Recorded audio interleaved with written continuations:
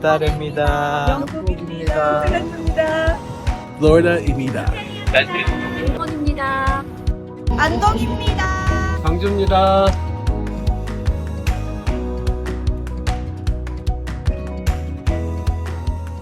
온라인 교회는 온라인 중심의 교회로 필요의 시에 따라 오프라인으로 모여 함께 교제하고 교육받고 또 선교하는 공동체입니다.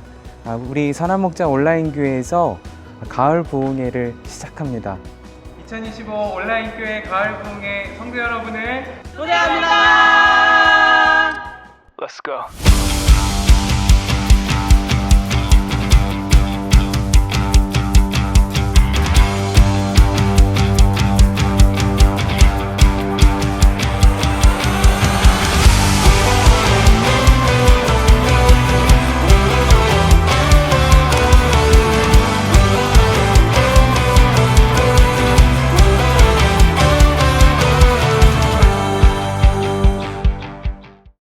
할렐루야.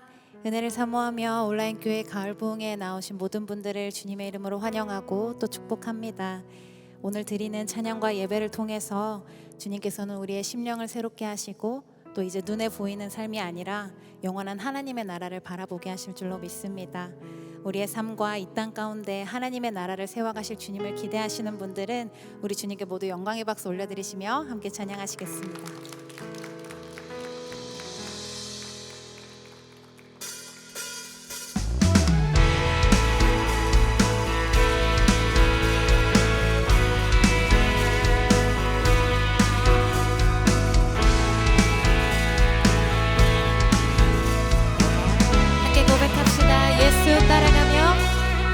예수 따라가며 복음 순종하며 우리 행할 길 완하겠네. 주를 의지하며 순종하는 자를 주가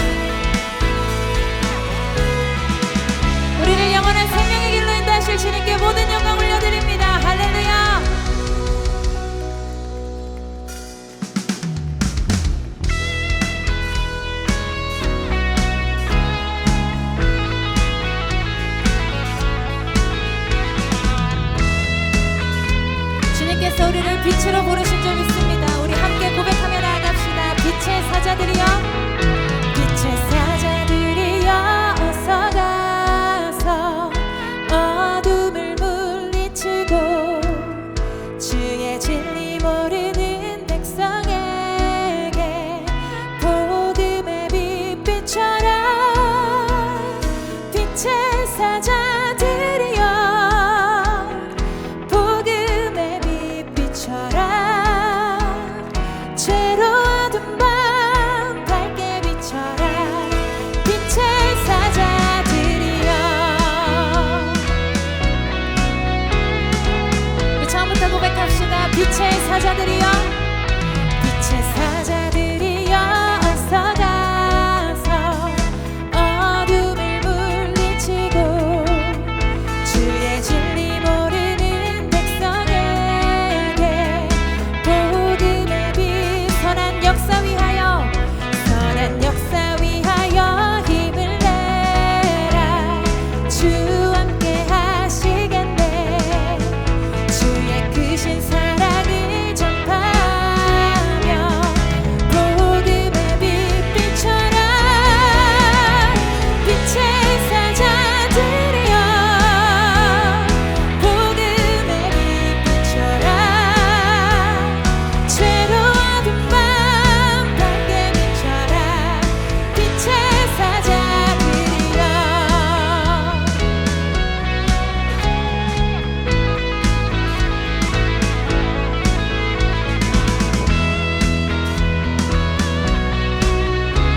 우리 3절로 고백합시다. 주님 부탁하신 말 순종하여 이 진리 전파라. 산과 바다 건너가 힘을 다해 복음의 빛 비춰라. 동서남북 어디나 땅끝까지 주님만 의지하고 눈 어두워 못 보는 백성에게 복음의 빛 비춰라. 빛의 사자들이여, 복음의 빛 비춰라. 죄로 어두운 밤 밝게 비춰라. 빛의 사자들, 한 번 더. 빛의 사자들이여, 복음의 빛 비춰라. 죄로 어두운 밤 밝게 비춰라. 빛의 사자, 죄로 어두운 밤 밝게 비춰라. 죄로 어두운 밤 밝게 비춰라. 빛의 사자, 한 번 더. 죄로 어두운 밤, 죄로 어두운 밤 밝게 비춰라. 빛의 사자들이여.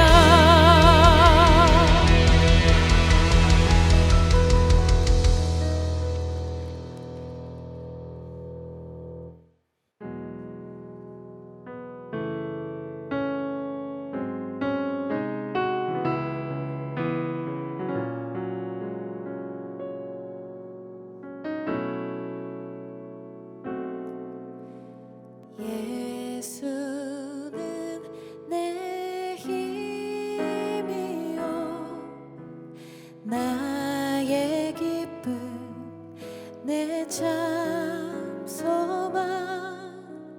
그 이름의 생명이 내 삶의 이유라. 예수는 내 힘이요 나의 기쁨, 내 참 소망. 그 이름의 생명이 내 삶의 이유라. 오직 주만 따라갑니다. 오직 주만 높이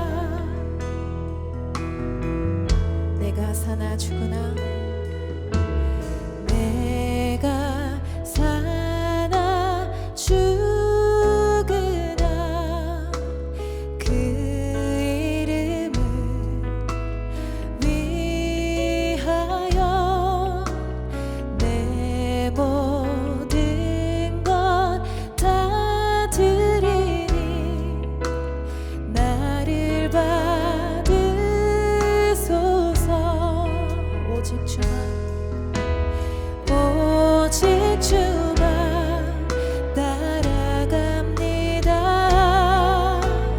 오직 주만 높이 받으소서.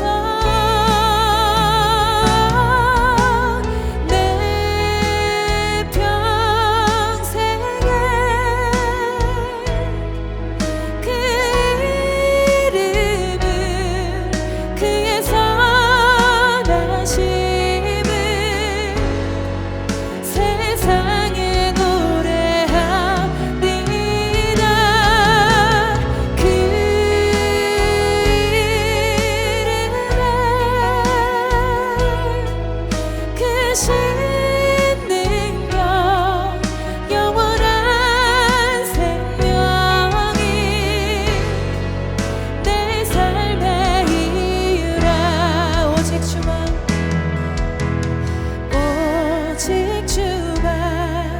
따라갑니다.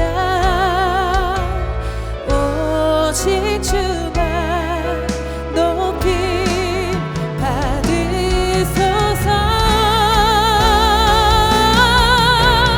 내 평생에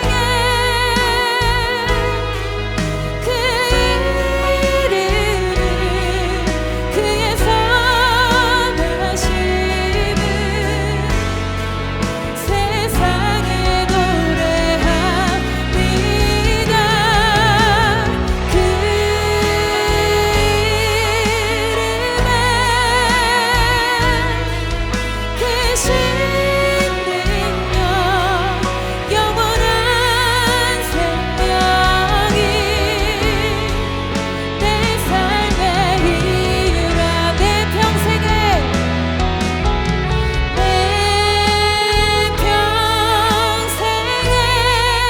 그 이름을 그의 선하심을 세상에 노래합니다. 그 이름에 그 신능력 영원한 생명이 우리 믿음의 결단으로 나아갑시다. 부르신 곳에서 나는 예배하네. 어떤 상황에도 나는 예배하네. 부르신 곳에서 나는 예배하네. 어떤 상황에도 나는 우리 온 마음을 다하여 나갑시다. 부르신 곳에서 나는 예배하네. 어떤 상황에도 나는 예배하네.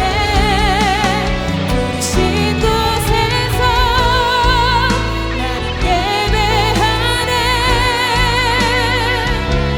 우리 마지막으로 한 번 더 고백합시다. 부르신 곳에서 주님을 예배하겠습니다. 부르신 곳에서 나는 예배하네. 어떤 상황에도 나는 예배하네. 부르신 곳에서 나는 예배하네. 어떤 상황에도 나는 예배하네. 영원토록 찬양받게 합당하신 주님께 모든 영광의 박수 올려드립니다. 할렐루야.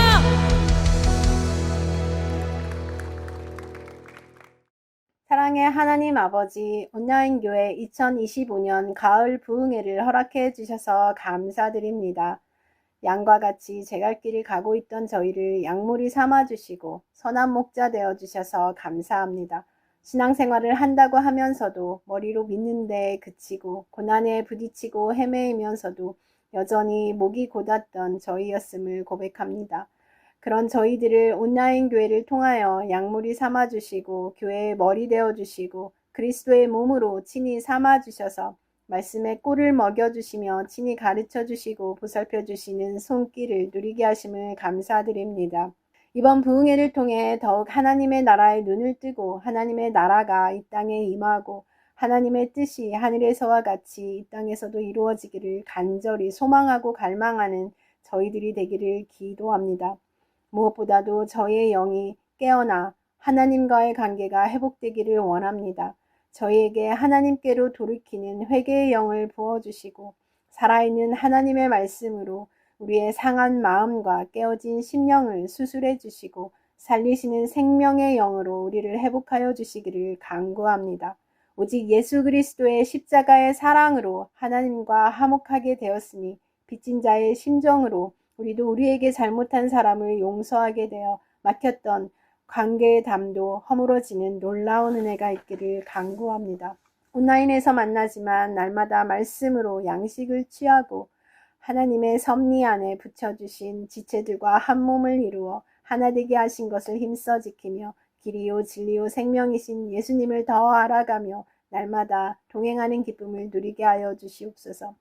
그리하여 우리가 사는 나라와 지역은 달라도 우리가 서 있는 열방에서 예배자들이 일어나는데 쓰임받게 하여 주시옵소서. 세상의 정국과 소식은 어느 때보다도 혼란하고 어둡지만 빛 대신 주님을 바라보며 말씀이신 예수님과 동행하며 살아내는 공동체로 세상에서 빛과 소금의 역할을 감당하며 살아내게 하시옵소서. 오늘 말씀을 전하시는 이정규 목사님을 성령의 능력으로 붙드셔서 강건하게 하시고 주님이 주신 말씀을 담대히 선포하게 하소서. 말씀을 듣는 저희도 말씀을 온 마음으로 깨닫고 온 몸으로 살아내는 자들이 되게 하소서. 이 부흥회가 있기까지 물심양면으로 기도하고 애써주신 목회팀과 영상 송출 관련 모든 손길위에도 주님의 은혜가 넘치기를 기도합니다. 주님의 선하신 뜻을 위해 일하실 주님을 기대하며 예수님의 이름으로 기도합니다. 아멘. 오직 한 사람을 위한 예배, 그리고 우리 한 분 주님을 위한 예배, 선한목자 온라인교회 가을 부흥회 온리 유에 참여하시는 모든 분들을 주님의 이름으로 환영하고 축복합니다. 선한목자 온라인교회가 4년이 되어지면서 하나님이 살리시고 살려내시는 은혜의 소식이 계속되어지고 있음을 봅니다. 이제 여러분 영상을 통하여서 특별한 간증의 은혜들을 보실 수 있으시겠습니다. 특별히 이 공동체가 계속 세워지고 그리고 더욱 깊이 뿌리를 내리는 일에 여러분의 기도와 헌신이 필요합니다. 영상 상단에 있는 계좌를 참고하시고 주시는 마음을 따라 헌금하실 수도 있겠습니다.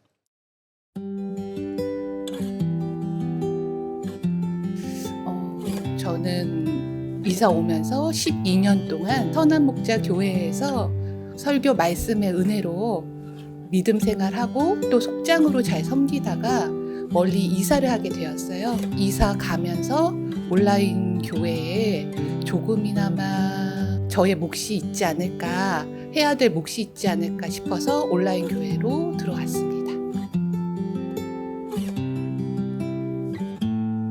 12년 동안 선한목자 교회에서 주님과의 동행, 예수 동행을 늘 들어왔고 하는 줄 알았는데 온라인 교회에서 성도들을 만나면서 또 말씀을 통하여 주님과의 동행이 무엇인지 실제가 되는 경험을 한 게 참 놀라운 것이었습니다.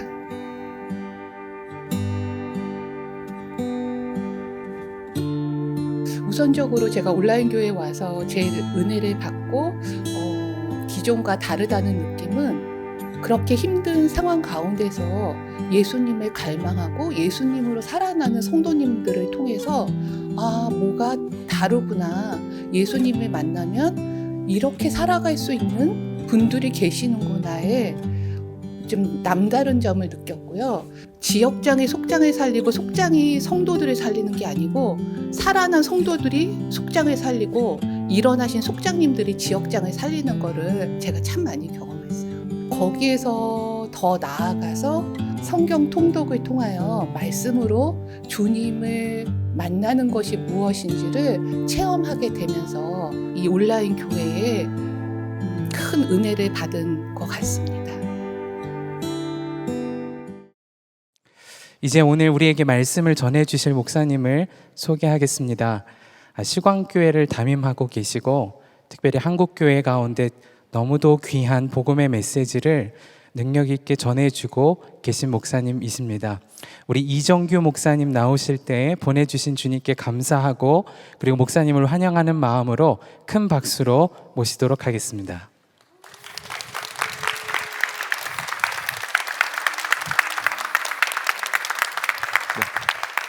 안녕하세요. 네, 반갑습니다. 네, 이렇게 여러분들 뵈니까 그리고 뭔가 떨리네요. 얼굴 안 보이는 분들도 계신 것 같은데 그리고 상당히 지금 떨리는데 상당히 기분이 좋습니다. 왜냐하면 저 처음 보시잖아요. 근데 다들 웃어주셔서 네, 감사합니다. 오늘 제가 여러분들하고 나눌 말씀은 일단은 이제 본문은 요한복음 12장 24절이고요. 그리고 이 본문을 통해서 지혜란 무엇인가에 대해서 이야기를 좀 나누려고 해요. 사실 제가 젊습니다. 이렇게 젊게 안 보이실 수도 있어도 아직 40대입니다. 그래서 40대가 지혜에 대해서 뭘 알겠느냐 싶을 수 있는데 저는 성경이 참으로 우리에게 지혜를 준다고 믿습니다. 그래서 젊은 사람들도 얼마든지 지혜롭게 만들 수 있고요. 그리고 나이가 들어도 어리석을 수 있다는 거 우리 다 알잖아요. 그러니까 나이가 든 사람들이 더 깊이 있는 지혜, 더 깊은 사람이 될 수 있도록 힘을 준다고 생각합니다. 일단 본문을 좀 읽어드리겠습니다. 요한복음 12장 24절입니다. 제가 여러분들을 위해서 읽어드리겠습니다. 내가 진실로 진실로 너에게 이르노니 한 알의 밀이 땅에 떨어져 죽지 아니하면 한 알 그대로 있고 죽으면 많은 열매를 맺느니라. 아멘. 네, 저는 이 본문을 근거로 해서 지혜란 무엇인지에 대해서 이야기를 하고요. 그리고 그 다음에 그게 지혜인지 우리가 어떻게 확신할 수 있는지 이 두 가지 이야기를 좀 해보려고 합니다. 실제로 굉장히 많은 학자들이 이 본문을 연구하면서 이 한 절 있잖아요. 별것도 아닌 것처럼 보이는 이 한 절이 구약 성경에 나오는 모든 지혜서의 결론을 요약한 것이라고 말합니다. 놀랍죠? 하나의 밀이 땅에 떨어져 죽으면 많은 열매를 맺는데 죽지 않으면 아무 열매도 맺지 못합니다. 이것은 구약 성경의 여러 지혜 중에서 우리가 낮아지면 결국 높아질 거고 그리고 우리가 겸손해지면 하나님께서 결국 우리를 높이실 것, 이 지혜를 말해주는 거라고 하죠. 사실 우리 모두 다 지혜롭게 되기를 원치 않습니까? 그리고 지혜라는 것은 사실 정보를 많이 얻고 공부를 많이 한다고 생기는 건 아닙니다. 오히려 많은 경험들 가운데서 올바른 선택들을 한 것이 쌓인 것, 그리고 그 과정 중에서 세상을 보는 진정한 현실을 이해하는 거겠죠. 이렇게 말하면 좀 약간 제 입으로 말하면 재수 없을 수 있지만 좀 이런 거 얘기하면 웃어주십시오. 저는 그러니까 당시에 제 생각에 제가 할 수 있는 한 정보를 많이 받아가지고 공부를 잘하는 사람이라고 생각했습니다. 20살 때요. 그러고 20살 때 이제 대학에 들어갔어요. 근데 저는 그렇게 지혜롭지 않았습니다. 여러 모양으로 지혜롭지가 않았어요. 저는 남중남고를 나왔습니다. 벌써부터 지혜롭지 않아 보이죠? 그리고 위에는 이제 형이 있고 아래는 남동생이 있었습니다. 이런 집안의 어머님은 굉장히 이제 교양 있고 그리고 뭐라고 해야 될까요? 나긋나긋하게 이야기하는 성정이라 하더라도 집에서 절대 그렇게 할 수가 없습니다. 왜냐하면 남자 셋을 아니지 아빠까지 남자 넷을 통제하려면요 소리를 안 지를 수가 없어요. 그래서 제가 고등학교 때 들었던 말은 전부 다 소리 지르는 거였습니다. 밥 먹어, 그리고 뭐 학교가, 숙제해, 꺼져, 뭐 이런 것밖에 없었어요. 근데 이제 저는 항상 너무너무 연애를 하고 싶었어요. 고등학교 때도 그렇고 연애를 너무너무 하고 싶었는데 교회도 다니긴 했지만 그 어떤 여성도 저와 말을 걸어주지 않았고요. 여성이랑 대화할 일이 거의 없었습니다. 그래서 이제 항상 어머님한테 징징댔죠. 그래가지고 나 연애하고 싶다 그렇게 징징대면은 어머님은 항상 거짓말을 하곤 하셨습니다. 정규야 걱정하지 마라. 네가 공부만 열심히 하면 나중에 여자들이 줄을 설 거란다. 당연히 그런 일은 없었죠. 제가 무슨 편의점 직원이냐고요. 그렇죠? 근데 어쨌든 대학에 갔습니다. 대학에 갔는데 연애를 너무너무 하고 싶었는데 아무도 이제 원치 않았죠, 저를. 그럼에도 불구하고 좋은 소식도 있었습니다. 제가 이제 그때 회심을 했어요. 그때 내가 죄인이라는 것을 깊이 깨닫고 그리고 그리스도께서 저를 위해서 하신 십자가의 사랑이 너무나 깊이 와닿았습니다. 그래서 교회를 정말 열심히 다녔습니다. 그러니까 이제 누가 좋아하냐면 누나들이 좋아하더라고요. 누나들이, 물론 누나들이 저랑 사귈 생각이 있는 건 아니었어요. 그럼에도 불구하고 누나들이 예쁘잖아요. 이렇게 이런 남자애가 와가지고 교회 맨날 오고 막 기도 되게 열심히 하고 그러니까 이제 예뻐하니까 좋아했습니다. 근데 누나들한테도 이제 항상 이렇게 징징대면서 나 연애하고 싶다 이렇게 얘기를 했는데, 그러다 보니까 이제 누나들이 제 연애가 초미의 관심사였죠. 근데 이제 그럼에도 불구하고 뭐 누구도 원치 않았었기 때문에 연애할 일은 거의 없었는데, 그래도 데이트 비스무리한 걸 할 만한 기회가 한 번 있었습니다. 이제 어떤 동갑내기 여성이랑 점심 식사를 할 기회가 있었던 거예요. 근데 제가 만일 그때 지혜로웠다면 누나들한테 물어봤겠죠. 물어보면서 자문을 구했을 겁니다. 근데 그때 제가 이제 지혜롭지 않았거든요. 어리석었거든요. 그러니까는 어떻게 했냐면 독단적으로 생각하고 행동한 거예요. 그래가지고 내일 점심을 먹어야 되는데 도대체 뭘 먹지? 맛있는 걸 먹어야 되는데, 그래서 고민을 하다가 돈가스를 먹자라고 생각을 했습니다. 왜냐면 그때 당시 제 생각에서 맛있는 음식은 돈가스하고 제육볶음 2개밖에 없었거든요. 그래가지고 돈가스를 먹어야 되는데 그럼 어디를 가야 되나? 근데 그때 제가 다녔던 대학교의 학생식당 돈가스는 우주 최강의 가성비를 자랑하는 돈가스였습니다. 그래서 생각을 한 거죠. 학생식당에서 돈가스를 먹자. 벌써부터 에러죠. 그리고 나서 이제 학생식당에 가서 이제 그녀를 만났습니다. 대화를 하는데, 원래 대화라는 게 이런 거 아니겠습니까? 상대방이 무슨 말을 하면은 제가 들어주고 거기에 대해서 반응하고, 제가 무슨 얘기를 하면 상대방이 듣는지 안 듣는지를 확인해 가면서 티키타카 왔다 갔다, 이게 대화잖아요. 근데 이제 그런 거 할 줄 모른단 말이에요. 한 번도 해본 적이 없습니다. 그러니까 어떻게 했겠습니까? 지 하고 싶은 얘기만 계속했던 거죠. 근데 그 하고 싶은 이야기라도 재밌었으면 참 다행인데, 그때 제가 관심 가진 게 몇 개 없었어요. 저는 약간 이상한 덕후 같은 인간이었기 때문에 제 주된 관심사는 그때 당시 아무도 몰랐던 소설인 반지의 제왕이랑요. 그때 영화도 나오기 전이었습니다. 아무도 관심이 없었는데 반지의 제왕이랑, 또 하나는 히틀러를 제가 좋아했어요. 그러니까 히틀러가 좋은 사람이라고 생각했던 건 아니고, 히틀러는 악인인데 이런 악이 어떻게 탄생할 수 있었는지 심리학적으로 궁금하지 않습니까? 아무도 안 궁금하죠. 지 혼자 이제 히틀러 얘기를 계속 한 거예요. 그리고 나서 어떻게 했냐? 그리고 나서 이제 그다음 대화를 좀 더 하기 위해서 보통은 밥 먹고 나서 커피숍으로 가잖아요. 근데 이제 커피숍 가면 안 될 것 같죠? 그 다음에 이제 뭘 해야 되나 고민을 하다가 내가 매력 어필을 좀 해봐야겠다라고 마음을 먹었어요. 매력 어필을 하려면 뭘 해야 되냐 고민을 하다가 오락실을 가자 이렇게 생각을 했습니다. 왜냐하면 제가 오락을 진짜 잘했거든요. 그래서 오락실을 데리고 갔습니다. 이제 여기까지 따라와 준 것만 해도 굉장히 고마운 분인 거예요, 그분은. 그래서 이제 오락을 했는데 정신을 차리고 보니까 사라지신 거예요. 한판에서 이겼는데 사라졌습니다. 그리고 나서 이제 징징 울면서, 이제 그리스도인이 되게 슬프면 교회로 가잖아요. 그래서 교회로 갔습니다.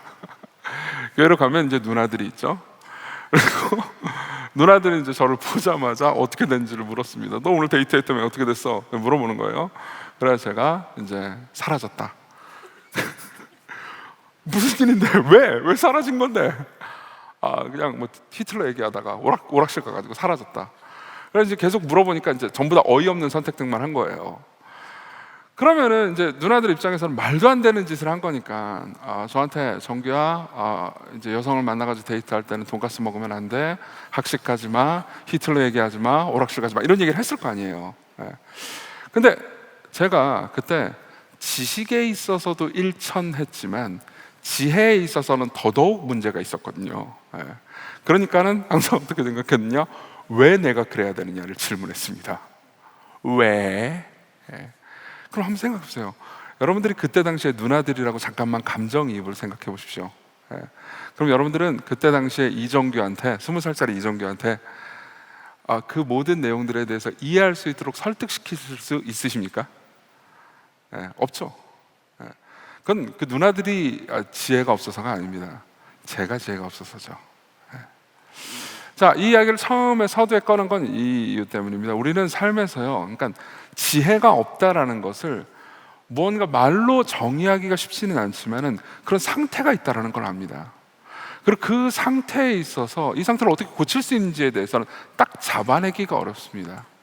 그리고 케이스마다 너무 달라가지고 어떤 케이스마다 어떤 선택을 하라고 계속해서 알려줄 수가 없죠. 그러면은 모든 케이스마다 일관적인 원리를 한번 생각해 볼 필요가 있습니다. 그게 바로 지혜예요. 모든 케이스마다 선택하면 결코 틀리지 않을 만한 원리. 이것은 아까 제가 이제 잠깐 그 요한복음 이야기하면서 얘기했던 학자 중에 게르하르트 폰 라트라는 학자가 있거든요. 독일의 학자입니다.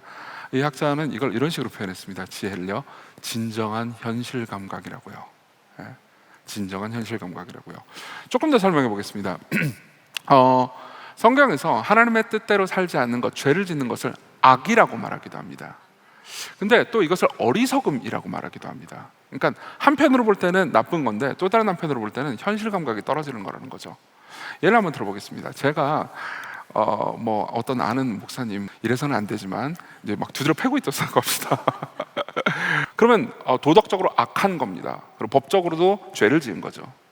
근데 문제는 뭐냐면 바로 옆에 경찰이 있었어요. 경찰이 시퍼렇게 쳐다보고 있는 겁니다. 도덕적으로 악하고 법적으로 죄지만 더해서 멍청한 거죠. 어리석은 거잖아요. 예. 자, 이게 바로 죄의 특성입니다. 예. 게르하르트 폰 라트는 이렇게 얘기합니다. 하나님은 살아계시다고요. 그리고 이 모든 걸 통치하고 다스리고 계시고 우리가 하는 모든 것들을 다 보고 계시다고요. 그런데도 불구하고 하나님을 거슬려서 악을 행하는 것, 그리고 이웃을 섬기지 않고 이웃을 해치는 것, 이것은 도덕적으로 악일 뿐만 아니라 하나님께서 모든 것을 주관하고 계시기 때문에 어리석은 거라는 거죠. 예. 그러면 우리가 읽었던 본문이 말하는 어리석음이 아닌 지혜는 뭘까요?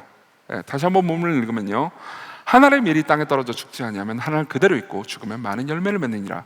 이게 지혜입니다. 근데 실제로 이 지혜는 성경의 다른 곳에서 다른 방식으로도 등장합니다. 제가 두 구절만 더 읽어드리겠습니다. 마태복음 23장 11절입니다. 너희 중에 큰 자는 너희를 섬기는 자가 되어야 하리라. 누구든지 자기를 높이는 자는 낮아지고 누구든지 자기를 낮추는 자는 높아지리라. 예. 또 하나 읽어드리겠습니다. 사도행전 20장 35절입니다. 범사에 여러분에게 모본을 보여준 바와 같이 수고하여 약한 사람들을 돕고 또 주 예수께서 친히 말씀하신 바 주는 것이 받는 것보다 복이 있다 하심을 기억하여야 할지니라. 예. 주는 것보다 받는 것이 복이 있다. 그리고 자기를 높여주려면 낮아져야 한다. 이게 일반적으로 우리가 삶을 살아갈 때 지혜라고 여겨지는 법칙일까요? 그렇지 않습니다. 예. 여러분들이 일상적으로 삶을 살아갈 때 이런 방식으로 선택을 하려고 하거나 혹은 이런 방식으로 선택을 하라고 누군가가 이야기를 하잖아요. 그러면 우리 모두는 마음속에서 생각합니다. 아, 이건 호구 잡히는 일이야. 바보 멍청이 일이야. 바보들이나 이런 선택을 하지. 예. 그렇게 생각합니다. 근데 실제로는 그렇지 않습니다. 이거는 좀 약간 심리학으로 한번 들어가 보겠습니다. 짧은 시기 내에서는 이 말이 맞을지도 모릅니다. 이렇게 성경의 원리대로 살면 바보짓이야. 이 말이 맞을지도 모릅니다. 근데 긴 시간으로 보면요, 절대 그렇지 않습니다. 성경은요, 하나님의 말씀이고 하나님께서 이 모든 것을 만드신 다음에 이 모든 세상이 어떻게 운영되는지에 대해서 그분이 친히 말씀해 주신 내용이에요. 그러니까 이 말씀대로 돌아갈 수밖에 없습니다. 예를 한번 들어보겠습니다. 애덤 그랜트라는 심리학자가 있습니다. 이 사람은 굉장히 다양한 케이스들을 깊이 있게 연구하면서요, Give and Take라는 책을 썼습니다. 아마 읽어보신 분들도 있을 겁니다. 꽤 유명한 책이거든요.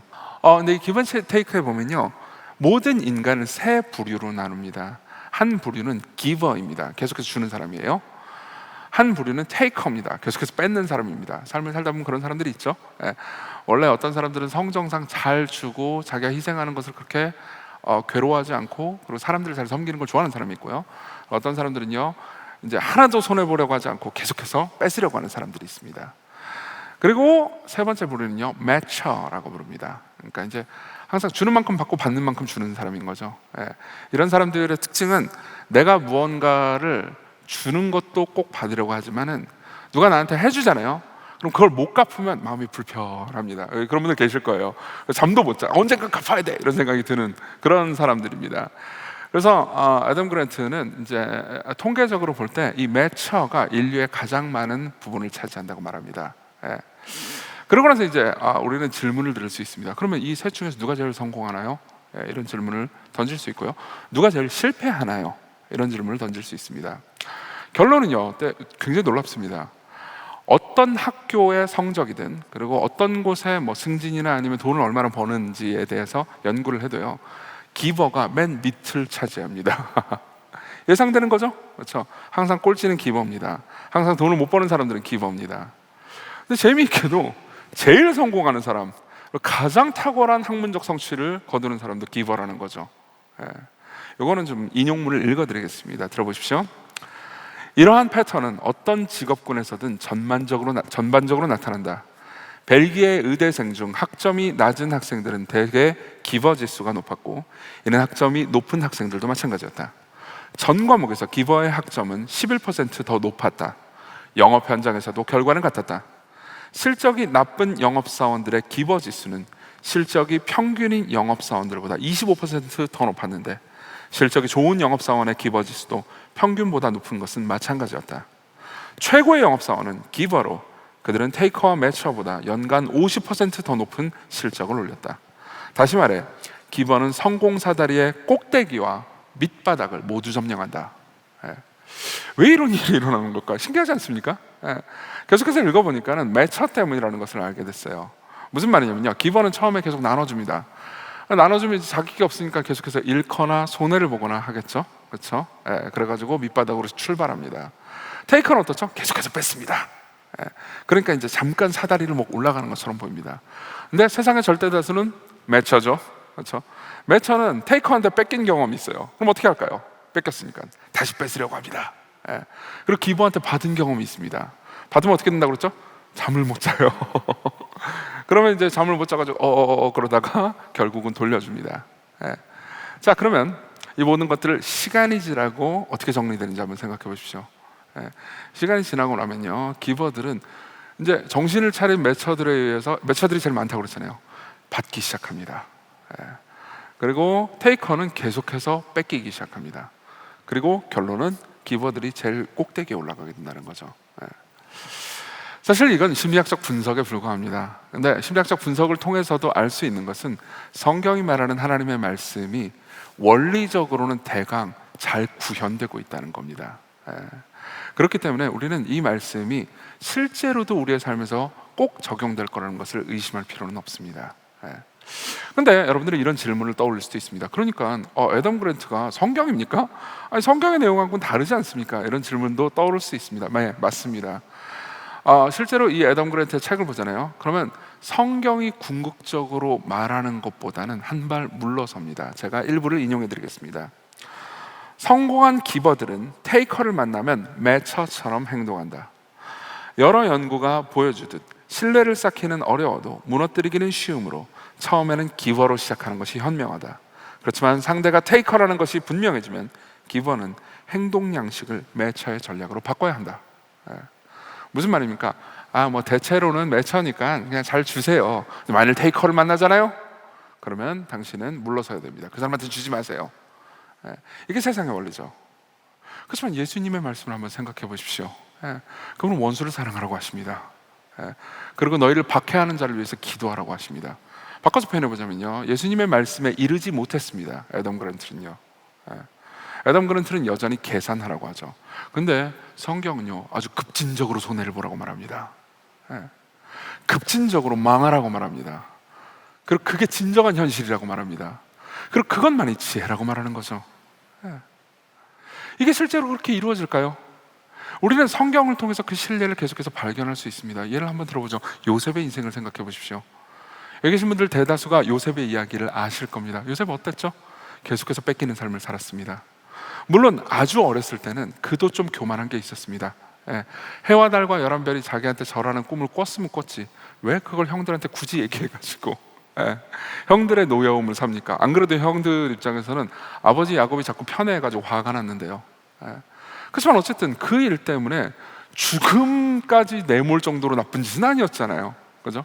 그러고 나서 애굽의 종으로 팔아버릴 정도는 아니었잖아요. 요셉은 죽을 뻔했고요. 이집트의 종으로 팔렸습니다. 그러고 나서 그 다음 어떻게 됐죠? 보디발의 집으로 갑니다. 거기서 불순종했나요? 아니요, 순종했습니다. 유혹이 있어도 굴하지 않았습니다. 그래서 어떻게 됐죠? 감옥으로 갑니다. 감옥으로 가서 세상을 원망하고 하나님을 원망하고 전부 다 필요 없어 그러면서 인생을 끝내버렸나요? 아니요, 그렇지 않았습니다. 거기서도 신실했고 거기서도 순종했고 그리고 무엇보다 거기서도 추웠습니다. 거기서도 희생했습니다. 그러고 나서 무슨 일이 벌어집니까? 그가 경험했던 모든 나쁜 일이 아니었다면 결코 일어나지 않았을 좋은 일들이 생깁니다. 방금 한 문장은 다시 한번 말씀드리겠습니다. 그가 경험했던 나쁜 일이 아니었다면 결코 일어나지 않았을 좋은 일들이 생깁니다. 감옥에 들어가지 않았으면 결코 만나지 못했을 왕의 공무원들을 보게 되고요. 그리고 그 왕의 공무원들이 까먹지 않았으면 결코 가지지 않았을 그 공무원이 가졌었던 죄책감이 있고요. 그래서 바로에게 요셉을 추천하고요. 그리고 요셉은 바로를 만나게 되고 꿈을 해석하게 되고 그리고 결국은 총리의 자리에 오르게 되죠. 총리의 자리에 오르면 끝이었을까요? 아니요. 제 생각은 이건 제 상상력입니다. 죄송합니다. 그냥 제 상상에 불과해요. 저는 요셉이요 총리 자리에 오르고 나서 더 힘들었을 것 같아요. 우리는 보통 총리 자리에 오른 거를 해피엔딩이라고 생각한단 말이에요. 거기를 끝이라고 생각합니다. 근데 여러분 한번 잠깐 상상해 보십시오. 총리 자리에 올랐습니다. 나는 이미 몇 년 동안 흉년이 있고 몇 년 동안 풍년이 있고 먼저 그 다음에 흉년이 있을 거예요 라고 예언을 한 상태예요. 근데 흉년이 계속되지 않으면 어떻게 하죠? 네. 혹은 풍년이 계속되지 않으면 어떻게 하죠? 갑자기 내가 7년 풍년 이랬는데 3년 만에 흉년이 오는 거예요. 그럼 난 죽을 수 있는 겁니다. 두렵지 않았을까요? 네. 그리고 그 가운데서 공무원으로서 유능하게 일들을 해내야 됩니다. 그걸 잘할 수 있었을까요? 네. 성경에 자세히 나오진 않지만 요셉의 삶에서는요 계속해서 갈등, 고난 그리고 선택들이 있었을 겁니다. 네. 그리고 그 모든 것 가운데서요 결국은 형제들이 옵니다. 저는 요셉이 복수하지 않았다는 것이 참 흥미롭습니다. 제가 만일 총리가 되잖아요. 그러면 저는 이런 생각을 했습니다. 총리가 되자마자 복수할 수 있지 않았을까요? 일단은 누구부터 복수하냐면은 그 보디발의 아내부터 찾아갈 겁니다. 이 아줌마 그러는 거죠. 내가 당신을 유혹했다고? 그러면서 화를 냈을 겁니다. 제가 너무 저렴하게 표현했나요? 그리고 보디발 너 이제 내 미치다. 그러면서 이제 한번 갈궈주는 거죠. 그리고 형들이 오면요 자기를 죽이려고 했잖아요. 그래서 죽이는 겁니다. 그렇지만 그는 끊임없이 손해보는 길을 선택했습니다. 끊임없이 죽는 길을 선택했습니다. 형제들과의 관계 가운데서 여러 가지 일들이 있었지만 우리 지금 다 얘기할 수는 없을 것 같습니다. 여러 가지 일들이 있었지만요 그는 지속적으로 형제들을 위하는 길을 선택했고요. 그리고 마지막에는 이렇게 말하죠. 요셉이 그들에게 이르되 창세기 50장 19절입니다. 두려워하지 마소서. 내가 하나님을 대신하리이까. 당신들은 나를 해하려 하였으나 하나님은 그것을 선으로 바꾸사 오늘과 같이 많은 백성의 생명을 구원하게 하시려 하셨나니. 이게 성경의 영광입니다. 요셉은 자신의 인생을 해석할 때 자신이 선택했던 모든 어떻게 보면 희생하는 길들, 자신이 겪었던 모든 나쁜 일들, 그게 다 합쳐서 선을 이룬다는 것을 보았던 거죠. 그리고 우리 모두 단기간에 있어서 주님의 지혜를 따를 때 손해보는 것처럼 볼 수 있지만 장기간에 걸쳐서 결국 우리를 일으키시는 그분의 능력을 보게 될 거라는 겁니다. 자, 그럼 이게 지혜입니다. 그러면 이 지혜를 정말로 우리가 따를 수 있다는 걸 어떻게 믿을 수 있을까요? 사실 이미 저는 요셉의 예나 여러 가지 예를 통해서 여러분들을 설득하려고 했습니다. 그렇지만 더 깊이 설득하고 싶은 예가 있습니다. 방금 읽었던 말씀은 주님의 말씀입니다. 그렇죠? 그리고 우리 주님께서 다시 한번 읽어드릴게요. 한 알의 밀이 땅에 떨어져 죽지 않으면 한 알 그대로 있고 죽으면 많은 열매를 맺느니라 라고 말씀하셨습니다. 자, 이것은 주님의 명령이지만 또 다른 한편으로 주님 자신을 보여주는 말이기도 합니다. 여러분 성경에 예수님께서 하신 여러 말씀들 있잖아요. 그 말씀들 보면 꽤 부담스러운 것들이 있습니다. 예컨대 원수를 사랑하라, 너를 박해하는 자를 위해서 기도하라. 부담스럽지 않습니까? 그렇죠? 그러면 이건 부담스러워, 난 너무 힘들어, 하나님께서는 나한테 너무 많은 걸 요구해, 이렇게 생각할 때가 많을 겁니다. 그렇지만요 말씀을 잘 보잖아요. 그러면은 이 말씀의 내용이 우리에게 하는 명령인 동시에 그분이 어떤 분인지를 보여주는 이야기이기도 합니다. 다시 한번 말씀드릴게요. 이 모든 명령들은 우리에게 하는 명령인 동시에 그분이 어떤 분인지를 보여줍니다. 예를 한번 들어보죠. 제가 우리 교회 교인들이면 이 표현을 쓰면 다 빵 터집니다. 제가 이렇게 사람들한테, 시광교회 교인들한테 명령을 했다고 한번 생각해 보세요. 여러분, 야채 같은 거 먹지 마십시오. 고기를 먹으십시오. 야채는 싫습니다. 고기가 좋아요. 여러분, 책을 쓰십시오. 새가족반 이런 책을 쓰십시오. 제가 쓴 책이거든요. 여러분, 교회를 개척하십시오. 이렇게 명령했다고 해봅시다. 그러면요, 시간교회 교인들은 전부 다 뭐야, 교회 개척하라는 소리 이기도 하겠지만요, 뭐 지 얘기하고 있잖아 라고 생각할 겁니다. 제가 야채를 싫어하고 고기를 좋아하고 또 뭐죠? 무슨 얘기 해주신가? 교회 개척했고 새가족반 책을 썼습니다.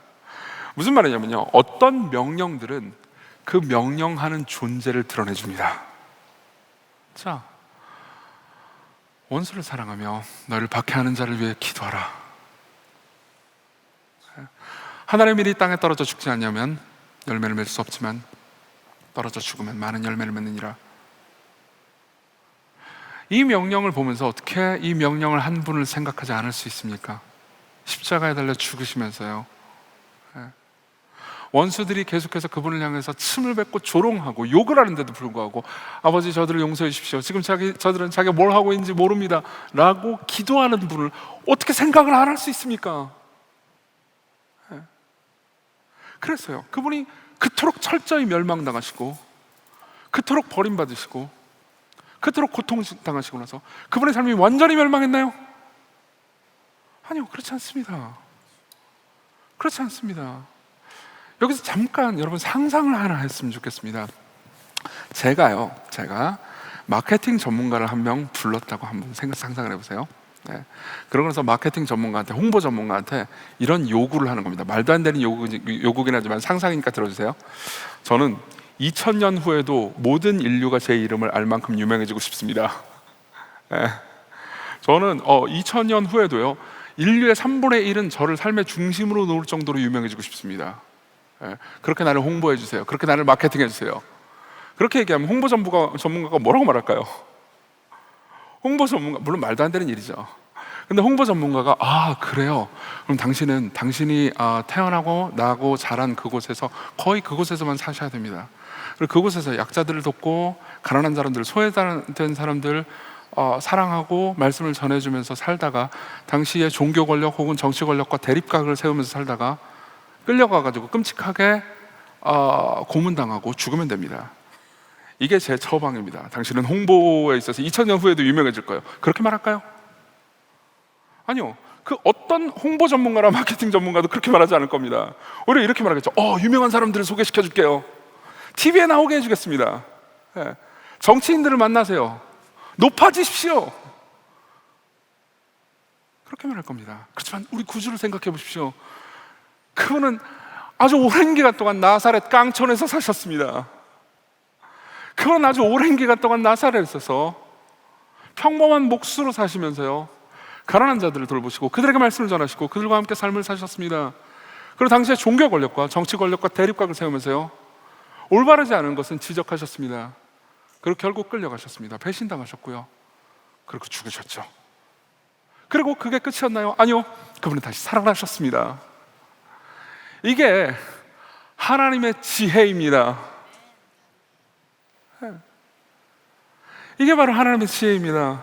그래서요, 고린도전서는 이렇게 말합니다. 1장 22절, 유대인은 표적을 구하고 헬라인은 지혜를 찾으나 우리는 십자가에 못 박힌 그리스도를 전하니 유대인에게는 거리끼는 것이요 이방인에게는 미련한 것이로되 오직 부르심을 받은 자들에게는 유대인이라 헬라인이라 그리스도는 하나님의 능력이요 하나님의 지혜니라.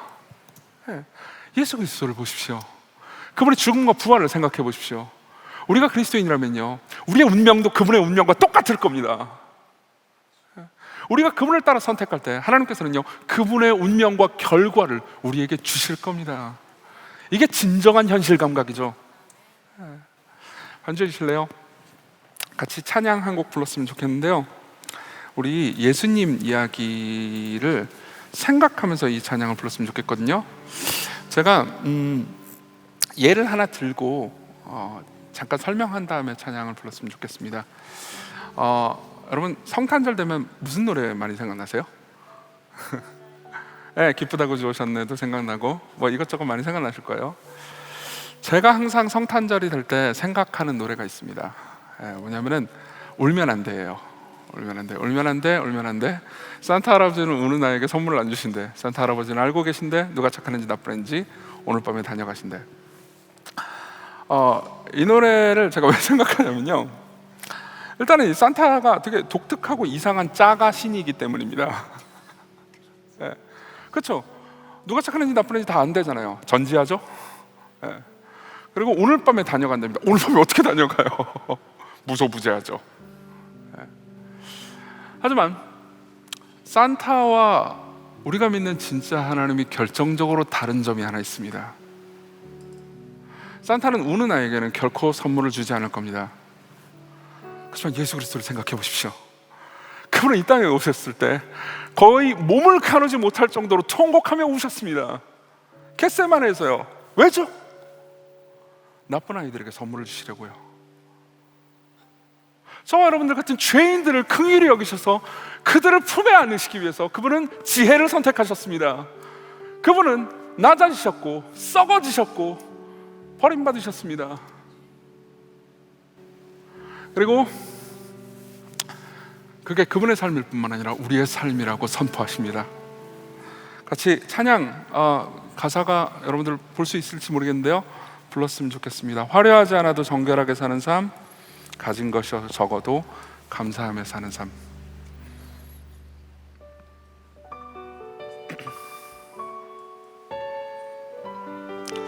이제 가사를 제가 이거 급작스럽게 부르자고 했거든요. 그러니까 아시는 분들만 불러주셔도 될 것 같아요. 제가 가사 불러드리겠습니다. 화려하지 않아도 정결하게 사는 삶, 가진 것이 적어도 감사하며 사는 삶, 내게 주신 작은 힘 나눠주며 사는 삶, 이것이 나의 삶의 행복이. 눈물 날 일 많지만 기도할 수 있는 것, 억울한 일 많으나 주를 위해 참는 것, 비록 짧은 작은 삶,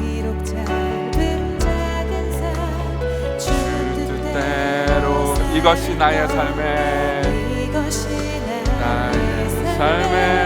행복이라오. 이것이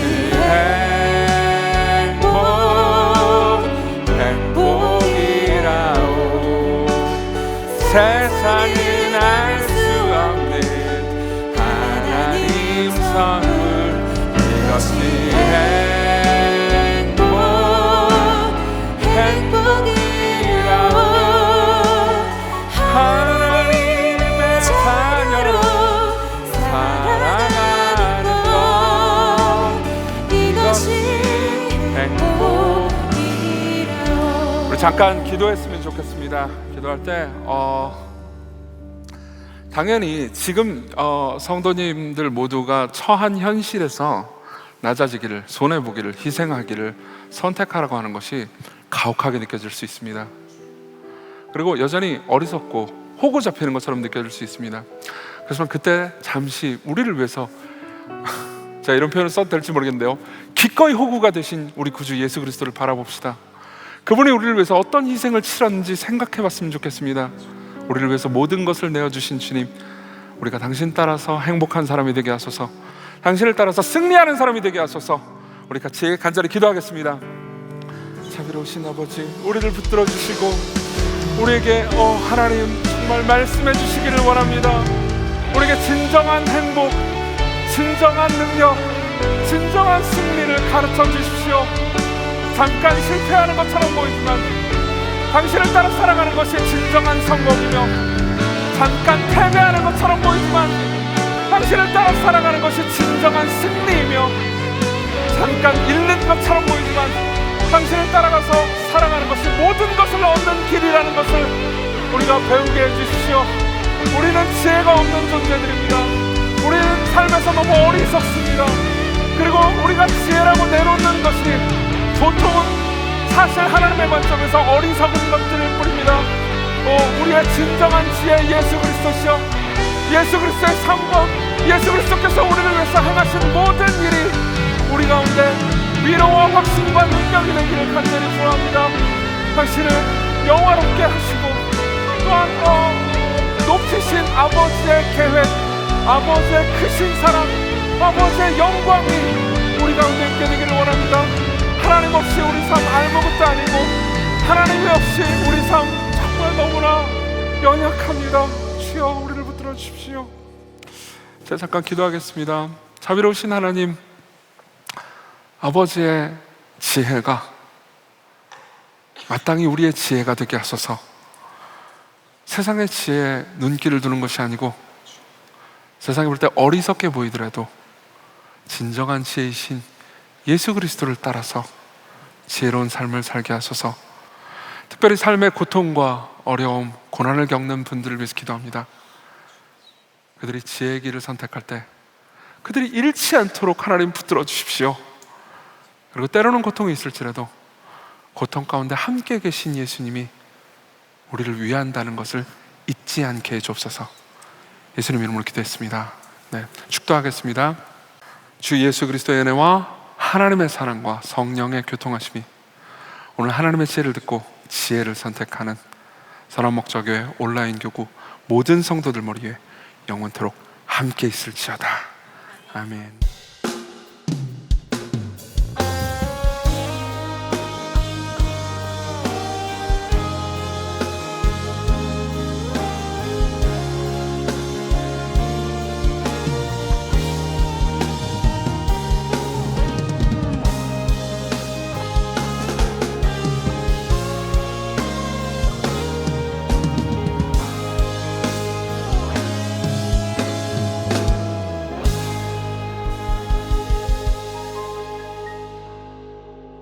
안녕하세요, 성도 여러분. 저는 선한목자 온라인교회를 섬기는 강성훈 목사입니다. 이번 가을 부흥회에 여러분 온라인교회 이름으로 함께 하셨는데요. 여러분 중에 혹시 공동체를 찾고 계신 분이 계셨다면 선한목자 온라인교회에 초대하고 싶습니다.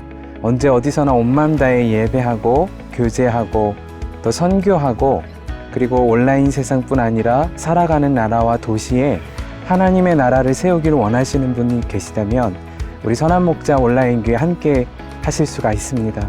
여러분, 이 좋은 공동체에 여러분을 초대합니다. 여러분 꼭 참여하셔서 정말 놀라운 은혜 생활 하실 수 있기를 주님의 이름으로 축복합니다. 감사합니다.